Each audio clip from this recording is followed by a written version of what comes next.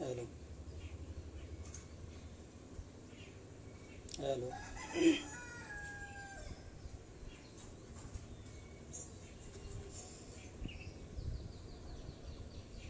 Hello, কে আছেন?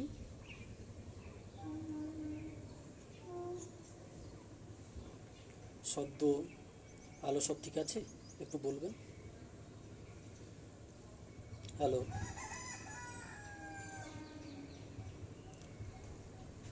একটু লিখে জানাবেন। আর মোবাইলটা কি ঠিকভাবে রাখা হয়েছে না একটু ঘুরিয়ে দেবো?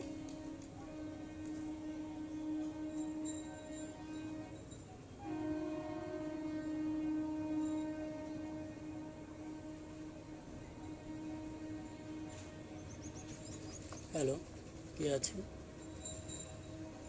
নিরঞ্জনবাবু, আমার ছবি কি স্পষ্ট দেখা যাচ্ছে না মোবাইলটা ঘুরিয়ে দিতে হবে? আর কথাগুলি ঠিকঠাক আছে কিনা একটু লিখে জানালে ভালো হয়।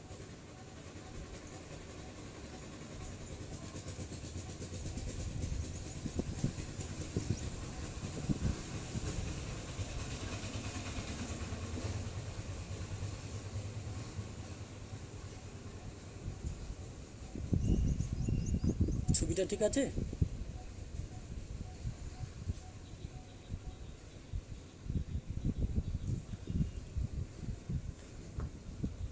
হ্যালো, হ্যালো, এবার ঠিক আছে? হ্যালো, সাউন্ড আর লাইট ওকে? হ্যাঁ, সাউন্ড, সাউন্ডটা একটু বলবেন।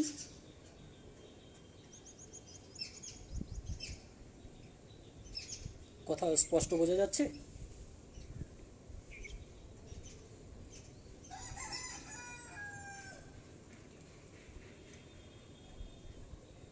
লাইট ওকে বলেছেন নিরঞ্জনবাবু।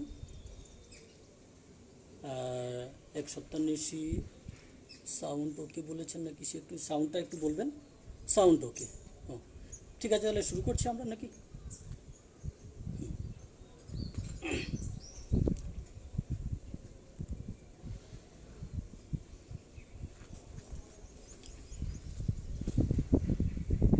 নমস্কার, সবাইকে ধন্যবাদ জানিয়ে আজ আমরা দ্বাদশ শ্রেণীর বাংলা বিষয় সম্পর্কে একটু আলোচনা করছি। মনটা কেমন করে উঠছে?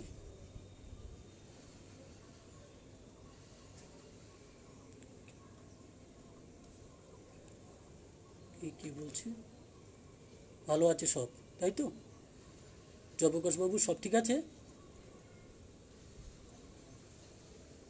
কি, শুরু করুন, ঠিক আছে।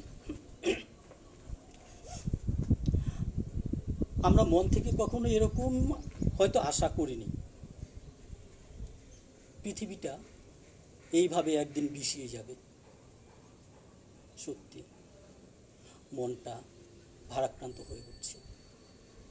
বাইরে বৃষ্টি পড়ছে, সেই বৃষ্টির জল যেন আমাদের ভারতবর্ষ, এমনকি সারা পৃথিবীর সমস্ত মানুষের যে করোনা নামক একটা দৈত্য রয়েছে, সেই দৈত্যকে ধুয়ে মুছে সাফ করে দিন, এই প্রার্থনাই করছি। সত্যি আমার প্রিয় ছাত্রছাত্রী এখন ঘরবন্দি অবস্থায়, তারাও হাঁপিয়ে উঠেছে। এবার পড়াশোনা তো আমাদের করতে হবে, কেননা আমাদের এগোতে হবে। তাই আজকে আমরা একটা কবিতা দিয়ে শুরু করছি। ভাবছি ঘুরে দাঁড়ানোই ভালো। এত কালো মেখেছি দু হাতে, এত কাল ধরে কখনো তোমার করে তোমাকে ভাবিনি। শক্তি চট্টোপাধ্যায়ের যেতে পারি, কিন্তু কেন যাব? যদি এটা আমাদের এই প্রকৃতিকে নিয়েই কবি লিখে থাকেন, তাহলে বর্তমান প্রসঙ্গে একেবারেই কিন্তু বাস্তব। এই কাব্যটা 80-র দশকে লেখা হয়েছে। তার কিছুদিন আগে আমাদের সম্মিলিত জাতিপুঞ্জের উদ্যোগে 1972 সালে একটা পরিবেশ সচেতনতা নিয়ে বৈঠক হয়। আর সেই বৈঠকে ঠিক হয় আমাদের এই পরিবেশকে কী করে আমরা বাঁচিয়ে রাখব।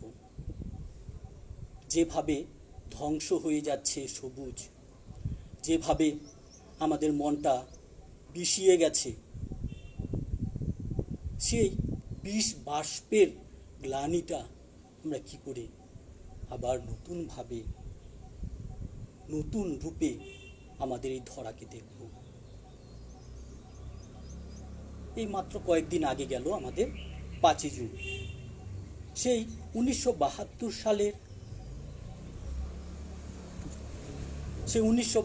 সালে 5ই জুন থেকে শুরু হয়েছিল সেই পরিবেশ বিষয়ক সম্মেলন বা বৈঠক। 16 তারিখ পর্যন্ত চলে জুন মাসের। এই তো কদিন আগে আমরা ঘটা করে পরিবেশ দিবস পালন করেছি। খালি আমাদের ঘটা করে পালন করলে হবে না, আমাদের আরো ভালো করে সচেতন হতে হবে। খালি পালন করলে তো সম্ভব নয়।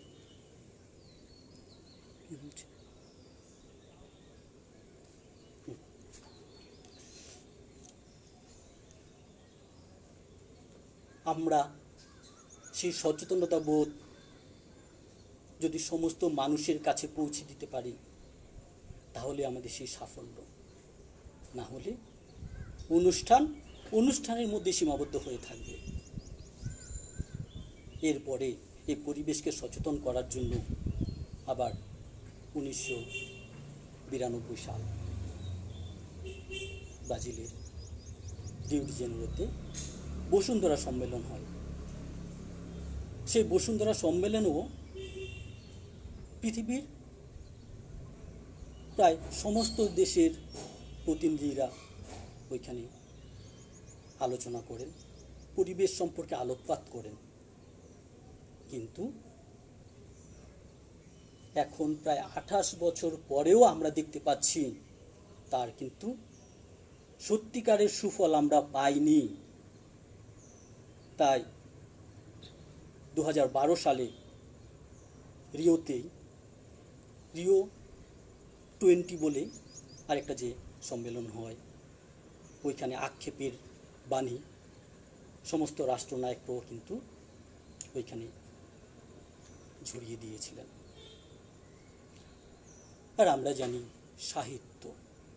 সাহিত্যের বিষয়গুলি কিন্তু সবার আগেই ধরা পড়ে। আমরা যদি সাহিত্যকে সমাজ জীবনের দর্পণ হিসাবে ধরি, তাহলে সেই দর্পণের সমকালের ছবিটা কিন্তু দর্বিত হবে। আর কবি সাহিত্যিকরা তার আগেই বুঝতে পারেন। আমাদের আজকের কবি শক্তি চট্টোপাধ্যায় তিনিও ধরতে পেরেছিলেন। সেই কারণে তিনি সমকালের দেওয়ালে কান পেতে শুনেছিলেন পরিবেশের সেই ক্রন্দন, সবুজের সেই হাহাকার থেকেই তার লেখনীর মধ্যে ঝরে পড়ে কবিতা রূপে। আমি দেখি, আমাদের উচ্চ মাধ্যমিকে পাঠ্য আমি দেখি কবিতাটাই আজকে আমরা পড়ব। এবার কবিতা বা গল্প সূচনা মুহূর্তে কবি বা সাহিত্যিকের প্রেক্ষাপটটা জানলে আমাদের আরও সুবিধা হয়। তাই আমরা একটু পিছিয়ে যাই। 1933 খ্রিস্টাব্দ, দক্ষিণ চব্বিশ পরগনা। সেই দক্ষিণ চব্বিশ পরগনা অরণ্য বেষ্টিত একটা অঞ্চল। দক্ষিণ চব্বিশ পরগনা মানে সুন্দরবন, সেই রকম একটা সবুজ ঘেরা অঞ্চলে আমাদের কবি শক্তি চট্টোপাধ্যায় জন্মগ্রহণ করেন। কিন্তু বেশি দিন তিনি সেই সবুজ ঘেরা বাতাবরণে তিনি থাকতে পারেননি। ছোটবেলায় তার বাবা মারা যায়, আরও বিভিন্ন কারণে তিনি চলে আসেন মামার বাড়ি আমাদের এই কলকাতায়। কলকাতায় আসার পরেই তার পড়াশোনা শুরু, সাহিত্য জীবন শুরু। তার জীবনটা যেন একটা বৈচিত্র্যময় রূপ পায়। তিনি কখনো সাংবাদিক, কখনো শিক্ষকতা, কখনো বা ভবঘুরে জীবনও কাটিয়েছেন। তার জম কবিতার মধ্য দিয়ে সূচনা হয় সাহিত্যের আঙিনায়।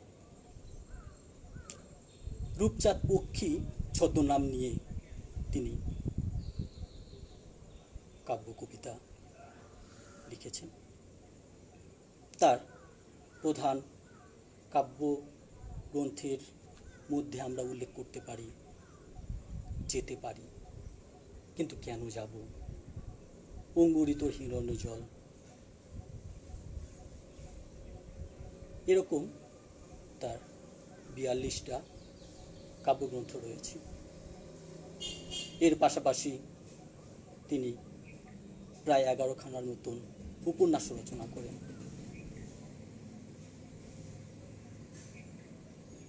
আমাদের এই পাঠ্য কবিতাটা অঙ্গুরিত হিরণ্য জল কাব্যগ্রন্থ থেকে সংকলিত। এছাড়া পরবর্তীকালে আমরা দেখেছি যেতে পারি কিন্তু কেন যাব, এই কাব্যগ্রন্থেও কিন্তু আমাদের আমি দেখি কবিতাটা রয়েছে। তাহলে পরীক্ষা যদি আসে এর মূল গ্রন্থের নাম কি, তাহলে আমরা যে কোনো একটা কাব্যগ্রন্থের নাম লিখলেই কিন্তু হয়ে যাবে, সঠিক উত্তর হবে। কেউ হয়তো আমরা বলতে পারি যেতে পারি কিন্তু কেন যাব, আবার কেউ যদি বলে যে অঙ্গুরিতর হিরণ্যজল।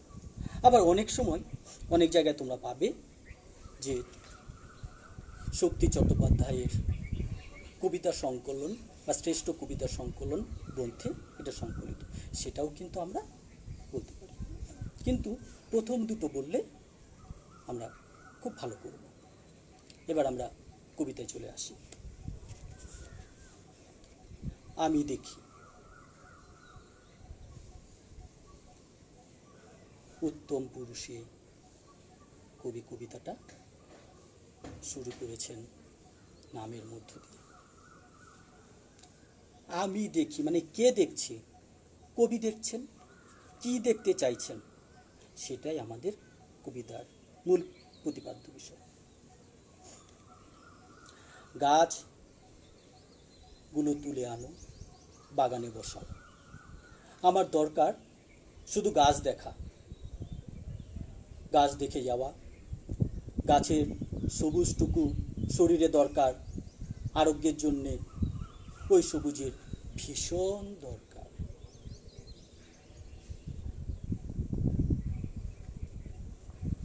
ছয়ের দশক, 7-এর দশক, 8-এর দশকের যে সমস্ত কবি সাহিত্যিকরা ছিলেন তাদের মধ্যে অন্যতম আমাদের শক্তি চট্টোপাধ্যায়। কবিতার গঠনগত রূপ যেন নতুনভাবে তিনি নতুন আঙ্গিকে তিনি দেখিয়েছেন। আর একেবারে আমাদের সাধারণ শব্দগুলি নিয়ে কবিতার দেহ নির্মাণ করেছেন, যেগুলি আমাদের সাধারণ পাঠকদের আরও বেশি করে যেন ভালো লাগে। সহজ সরল ভাষায় গদ্য রীতিতে আমাদের এই কবিতাটা। গাছগুলো তুলে আনো। বাগানে বসা। আমরা যেভাবে বিভিন্ন জায়গায় গাছগুলো ধ্বংস করে ফেলছি শুধুমাত্র আমাদের স্বার্থের জন্য, মনুষ্য সমাজ নগরায়ন করছে, ইট কাঠ পাথরের রাজত্ব তৈরি করার জন্য তারা অক্সিজেনের উৎস কেন্দ্র সেই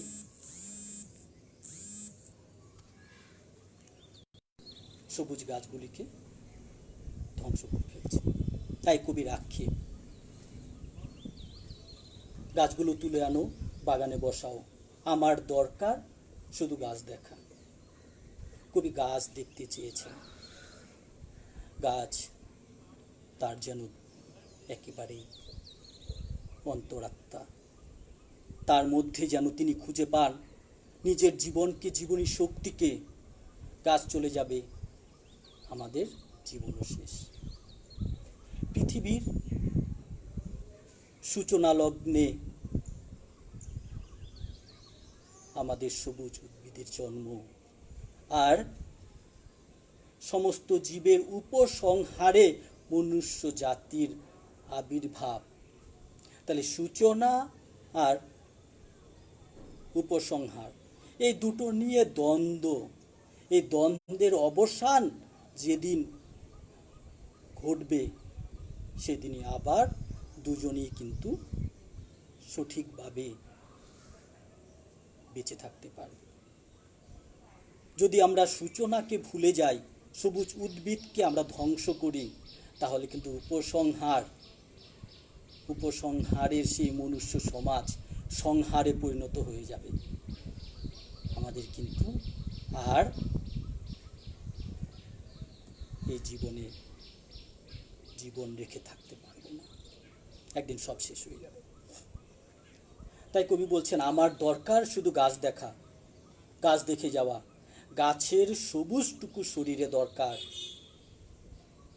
জীবনানন্দ দাশ যেভাবে সবুজের কোলে ঘুমিয়েছিলেন, খোলা আকাশের নিচে ভাবছিলেন, শক্তি চট্টোপাধ্যায় এসেও কিন্তু সেই সবুজের আহ্বানই জানাচ্ছেন। জীবনানন্দ দাশের আমরা বলতে পারি উত্তরসূরি কবি শক্তি চট্টোপাধ্যায়।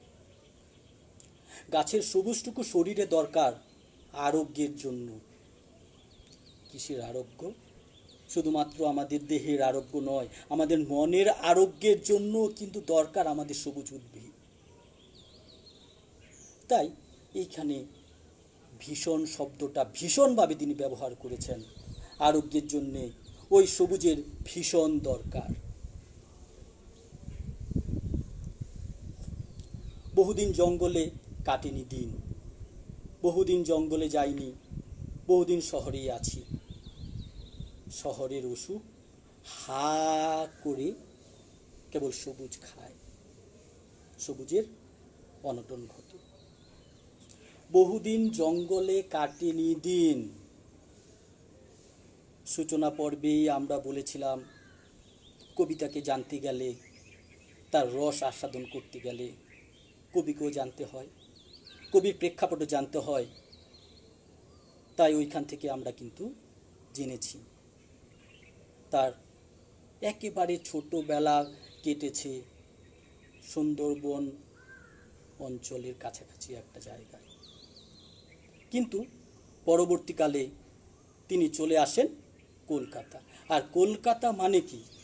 কলকাতা মানে কলকারখানা, কলকাতা মানে গাড়ি ঘোড়া, কলকাতা মানেই ইট কাঠ পাথরের আস্থানা, যেন একটা যান্ত্রিক সভ্যতা। সেই যান্ত্রিক সভ্যতায় কবি যন্ত্র হতে চাননি, তাই তার দুঃখ, তাই তার কষ্ট। কলকাতা শহরেই অনেক দিন ধরে তিনি রয়ে গেছেন, তাই তার আক্ষেপের বাণী এখানে ফুটে উঠেছে। বহুদিন জঙ্গলে কাটেনি দিন, বহুদিন জঙ্গলে যাইনি, বহুদিন শহরেই আছি। কবি শহরেই কিন্তু রয়ে গেছেন, তাই তিনি যেতে পারছেন না। শহরের অসুখটা কি? নগর সভ্যতার পত্তনের পেছনে রয়েছে সবুজের ধ্বংসলীলা। মানুষ তার স্বার্থের জন্য আমাদের সবুজ উদ্ভিদগুলি নির্বিচারে নির্মমভাবে ধ্বংস করে দেয়, আর তার উপরে ভিত্তি স্থাপন করে ইট কাঠ পাথর দিয়ে বিশাল বিশাল বাড়ি কলকারখানা। সেটাকেই কবি অসুখ বলেছেন। শহরের অসুখ হা করে, যেরকম একটা দৈত্য হা করলে তার সমস্ত কিছু সামনে যা থাকে সব গিলে ফেলে, গ্রাস করে ফেলে।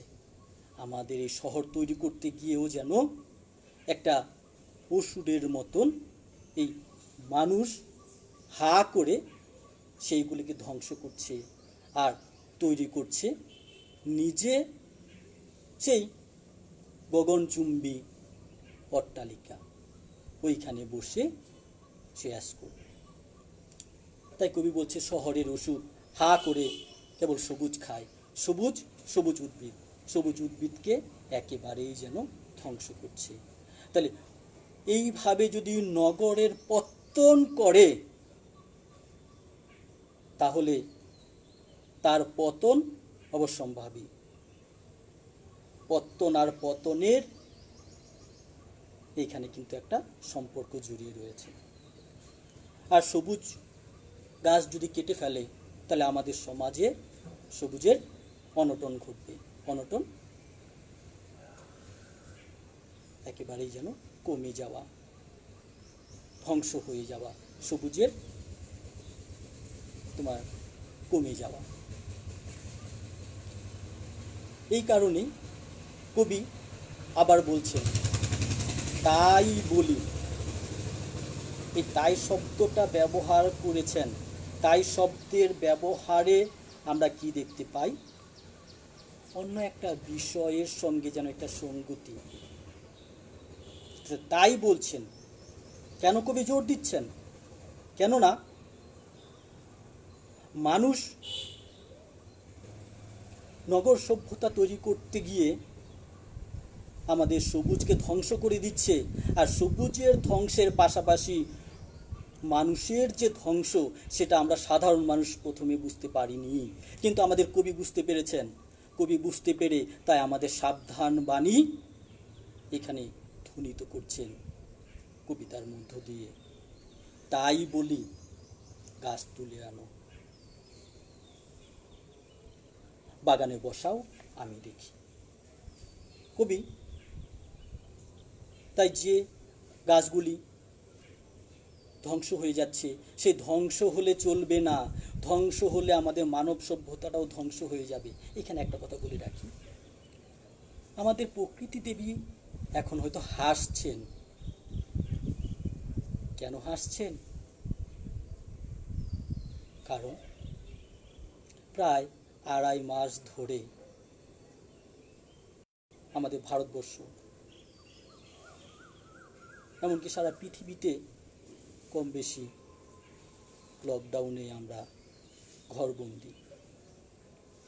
আর ঘরবন্দি থাকলে কোনো যানবাহন চলছে না, কলকারখানা চলছে না, আমরা বাইরেও সেইভাবে বেরোচ্ছি না, বাড়ি ঘরও সেইভাবে করছি না। প্রকৃতি নিজের মতো করে সে কিন্তু আনন্দ করছে। প্রকৃতি ধ্বংস হচ্ছে না, বা প্রকৃতিকে বিষিয়ে দেওয়ার সেই মনুষ্য জাতি বাইরে বেরোতে পারছে না।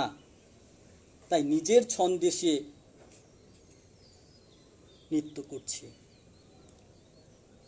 এখান থেকেও যদি আমরা একটু নিজেদের সচেতন করি, যে এখন যেভাবে আমরা প্রকৃতিকে ভালোবাসছি, পরবর্তীকালে সেইভাবে যদি ভালোবাসি, প্রকৃতিকে আপন করে নিই, তাকে ধ্বংসলীলার হাত থেকে আমরা এখনো বাঁচাতে পারি। আর পরিবেশ যদি বিষিয়ে যায়, এই সবুজ উদ্ভিদের সঙ্গে আমাদের পরিবেশ একেবারে ওতপ্রোতভাবে জড়িত। ওজোন স্তর আস্তে আস্তে নষ্ট হয়ে যাচ্ছে, আমাদের সূর্যের যে মারাত্মক ক্ষতিকারক যে রশ্মি, সেইগুলি আমাদের পৃথিবীতে এসে আমাদেরকে আক্রমণ করছে। তার মাত্রাটা কিন্তু বেড়ে যাবে আস্তে আস্তে। আর যদি বেড়ে যায় তাহলে কিন্তু আর বাঁচার কোনো উপায় নাই। তাই আমাদের উপায় একটাই, গাছ লাগাও, সবুজ উদ্ভিদ লাগাও, পরিবেশকে ধ্বংসের হাত থেকে রক্ষা করো। আর শুধুমাত্র কোনো নিয়ম কানুনের মধ্য দিয়ে এটা সম্ভব নয়। প্রশাসনিক ব্যবস্থার পাশাপাশি আমাদের মানসিক দিকটাও কিন্তু আরও বেশি করে এগিয়ে নিয়ে আসতে হবে, উন্নত করতে হবে। শুধুমাত্র নিজের জন্য নয়, সারা পৃথিবীর মানুষের জন্য, মনুষ্য সভ্যতার জন্য আমরা কিন্তু পরিবেশকে রক্ষা করব। তাই বলি, গাছ তুলে আনো, বাগানে বসাও। আমি দেখি চোখ তো সবুজ চায়। গ্রাম অঞ্চলে যদি আমরা যাই, প্রান্তরের দিকে যদি আমরা তাকাই, তাহলে দেখব সবুজ আর সবুজ। যখন ধান গাছ সেই সবুজের আবেশে সারা মাঠটা ভরিয়ে তোলে, ওইদিকে যদি আমরা একদিন তাকাতে পারি, তাহলে দেখব আমাদের মন, হৃদয়, দেহ সমস্ত কিছু যেন ভরে উঠবে। আর আমাদের যে মানসিক অশান্তি, সেই মানসিক অশান্তিও কিন্তু কেটে উঠবে। তাই সবুজের ভীষণ দরকার। আর সবুজ অক্সিজেনের হচ্ছে উৎস। যদি আমরা সঠিকভাবে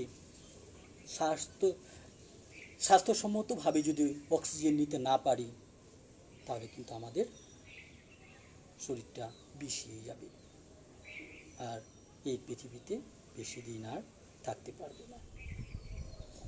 চোখ তো সবুজ চায়, দেহ চায় সবুজ বাগান। তাহলে দেহ, মন সবই যেন সবুজ হয়ে উঠুক। আর সবুজের চাদরে কবি কিন্তু চাইছেন মনুষ্য সমাজ আরো ভালোভাবে, সুস্থভাবে বেঁচে থাকুক। দেহ চায় সবুজ বাগান, গাছ আনো, বাগানে বসাও, আমি দেখি। গাছ আনো, বেশি করে তিনি গাছ চাইছেন, সবুজ গাছ চাইছেন। সেই সবুজ গাছ বেশি করে কবি তার বাগানে বসাতে বলছেন। এখানে কবি নিজে বললেও নিজের মধ্য দিয়ে তিনি সমস্ত পাঠক সমাজকে বলেছেন যে তোমরাও তোমাদের নিজস্ব বাগানে বসাও। যদি আমরা সবুজের বাগান করতে পারি, তাহলে কিন্তু আমাদের আর এই সমস্যাটা হবে না। তাহলে আমি দেখি কবিতার মধ্যে মূল বক্তব্য কবি বলতে চেয়েছেন যে সবুজ উদ্ভিদ যেন আমাদের সমাজে আমরা বাড়াতে পারি। পরিবেশ দূষণ থেকে আমরা সবুজের উদ্ভিদ মধ্য দিয়ে সবুজ উদ্ভিদ লাগিয়ে আমরা পরিবেশের দূষণ রুখতে পারি।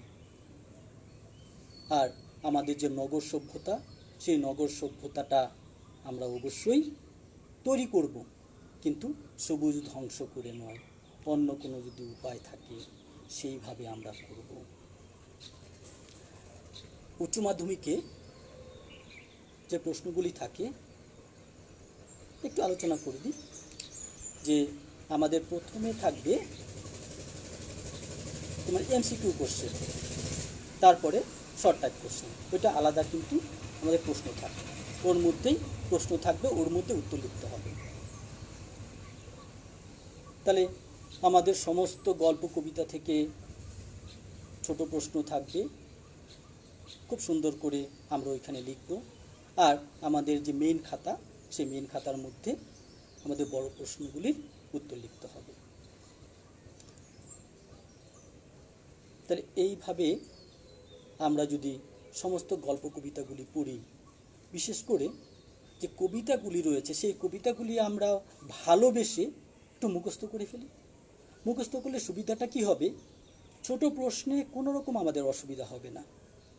অনেক সময় পরীক্ষায় কিন্তু শূন্যস্থান পূরণ দেয়, সেই শূন্যস্থান পূরণ করতেও আমাদের কোনো সমস্যা হবে না। আর বড় প্রশ্ন যখন লিখব তখন আমাদের যে উদ্ধৃতি, যে লাইন, সেই উদ্ধৃতির লাইনটা যদি আমরা সুন্দর করে প্রশ্নের মধ্যে দিতে পারি, তাহলে কিন্তু আমাদের প্রশ্নের মান আরও ভালো হয়। তাই এখান থেকে আমরা প্রথমে কি করব, আমি দেখি কবিতার মূল বক্তব্য নিজের ভাষায় আগে লিখে নেব, তারপরে নিজের মতো করে এখান থেকে ছোট বড় প্রশ্ন তৈরি করব। যেরকম আমি কিছু উদাহরণ দিয়ে দিই। দেখো, গাছগুলো তুলে আনো, বাগানে বসাও। বক্তাকে আমরা জানি কবি শক্তি চট্টোপাধ্যায়। তাহলে এটার উত্তরটা আমরা কিভাবে দেব, যদি 1 নম্বরের প্রশ্ন থাকে, গাছগুলো তুলে আনো, বাগানে বসাও। আমি দেখি কবিতায় কবি শক্তি চট্টোপাধ্যায় নিজেই এই উক্তি করেছেন বা বলেছেন, একেবারে সুন্দরভাবে। আর আরেকটা মাথায় রাখবে, সাধু চলিত যাতে মিশে না যায়, আর বানানের প্রতি কিন্তু অবশ্যই খেয়াল রাখবে। এছাড়া বড় প্রশ্নের মধ্যে আমি কয়েকটা নমুনা বলে দিই। আমি দেখি কবিতার মধ্য দিয়ে কবি কি দেখতে চেয়েছেন এবং কিভাবে, সরাসরি 5 নাম্বার দিয়ে দিতে পারে।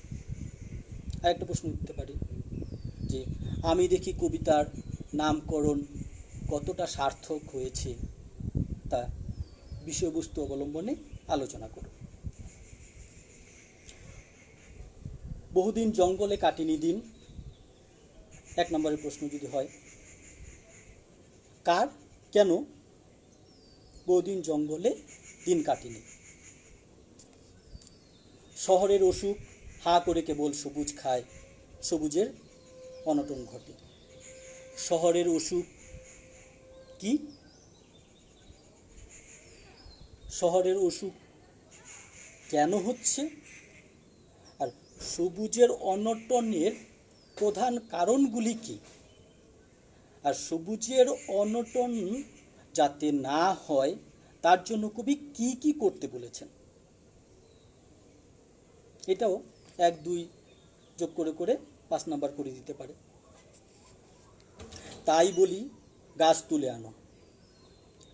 তাই বলি, এই তাই শব্দটার প্রতি কবি কি ব্যঞ্জিত করেছেন, বা তাই বলি গাছ তুলে আনো, এই তাই শব্দটির মধ্য দিয়ে কবি কি বোঝাতে চেয়েছেন।